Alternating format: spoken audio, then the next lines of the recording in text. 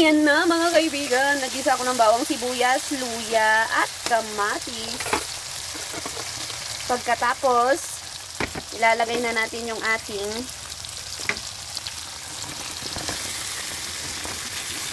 gulay. O, diba? Dami. Ang ulam natin ngayon ay pinakbet. Sarap. Sarap nito, mga kaibigan.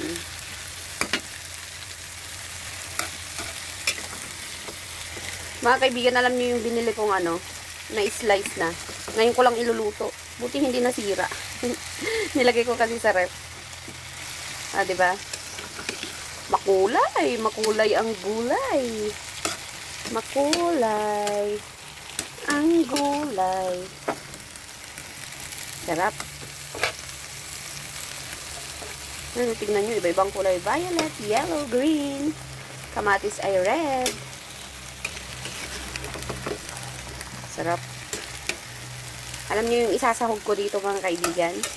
Mamaya makikita nyo. Ayan na mga kaibigan. Kumulot na po. Haluin natin ng konti. Pagkatapos, ilagay na natin ang pangmalakasang pampalasa. Bagoong. O, diba? Sarap niyan. Lagyan natin ng konting tubig.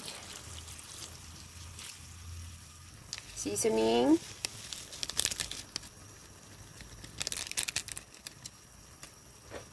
Siling green.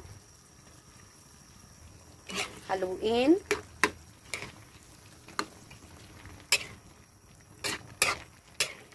Oh, sarap. And the rice is waving.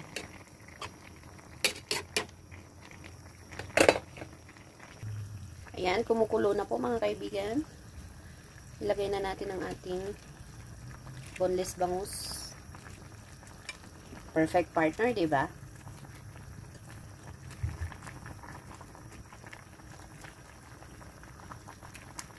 Oh, ano pang inantay nyo?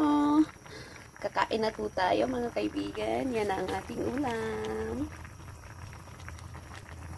Yummy! O, diba? Pinakbet with boneless bangus.